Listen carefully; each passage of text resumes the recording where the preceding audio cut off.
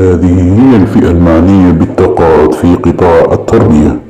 وجهت وزارة التربية الوطنية مراسلة إلى مديريات التربية الموزعين عبر التراب الوطني آمالتهم من خلالها بالشروع في استقبال ملفات العمال الراغبين في التقاعد، شرط أن يكون سنهم وصل 60 سنة إلى غاية 31 أوت 2023.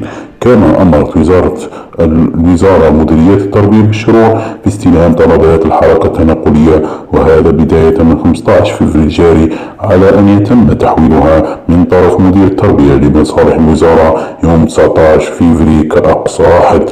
وطالبت وزارة التربية من الفئات المعنية بالحركة بضرورة استمرار الطلبات والتقيد بالشروط المحددة في المنشور والإطار رقم 96/05 المعدل والمتمم بالمنشور التكميلي المؤرخ في 2006.